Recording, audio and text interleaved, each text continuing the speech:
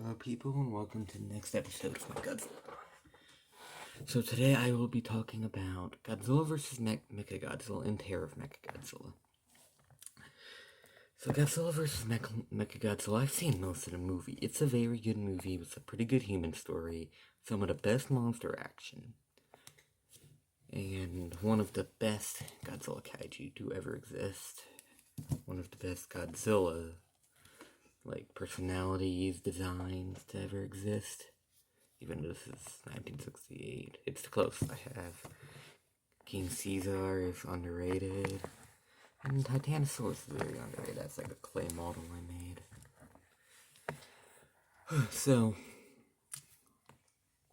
alright, let's get this started. Godzilla vs. Mechagodzilla is a very good movie. I rated about 9 out of 10. Now moving on to Terror of Mechagodzilla.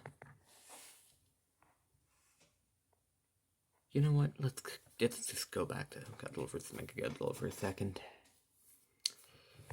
Godzilla is probably in the movie for a very weird amount of time. He's in there for a pretty good part of the movie, but Mechagodzilla is definitely in there way more, and it's kind of weird when he actually is he's actually fake Godzilla in disguise, which is pretty cool. So,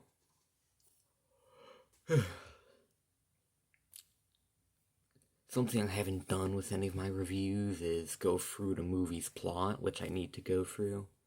So that's what I'm going to do now. So the movie starts off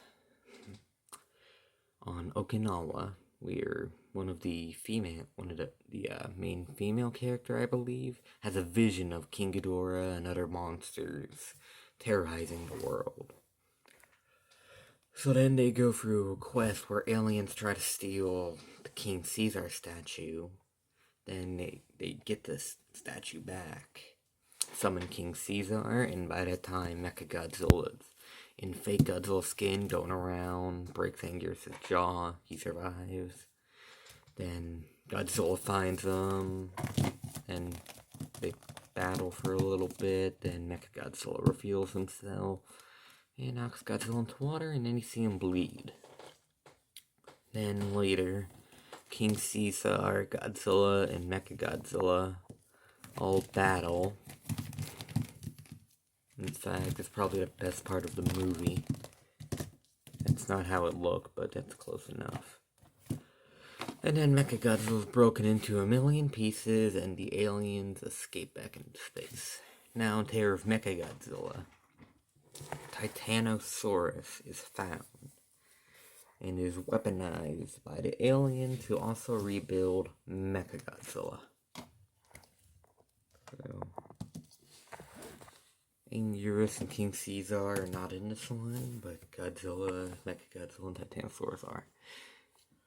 So, Godzilla fights Titanosaurus later in the movie in one of his best entrances ever.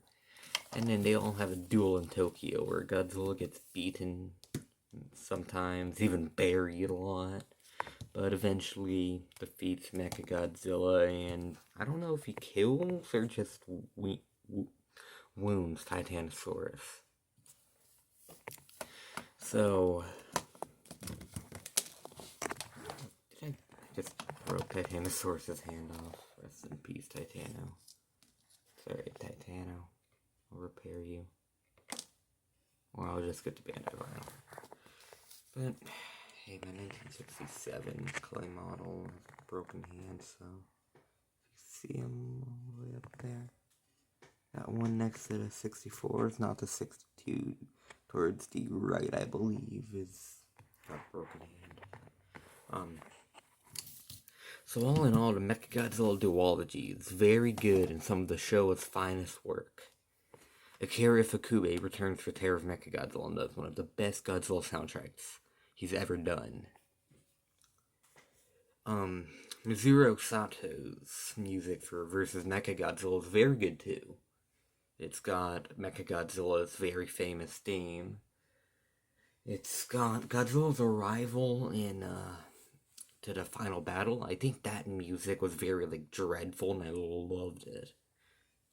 I just love the cinematography.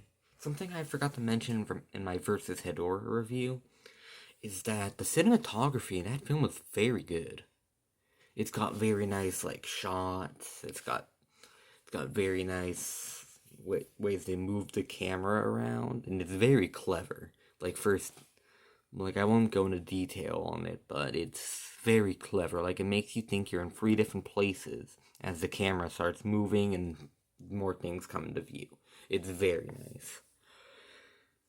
The shot of Godzilla rising slowly over the hill was probably the best shot from the movie. He just looks so angry and ready to fight. I hope if Godzilla sees Mechagodzilla and GVK, like that's what he does, just like that very just angry face, ready to face off against Mechagodzilla and kill him. I'd love to see that. Now,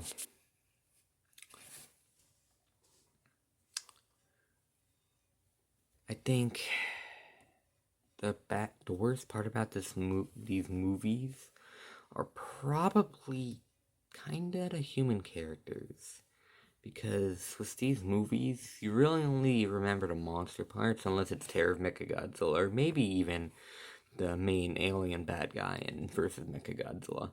Because the Terror of Mechagodzilla cast was pretty good, since obviously it's Shiro Honda, he's gonna do something great with his human characters. Even in 1954, a couple of them were pretty good. So, all in all, versus Mechagodzilla, 9 out of 10. Terror of Mechagodzilla, 9.5 out of 10. Come back tomorrow and we will start the Heisei era with Godzilla 1984.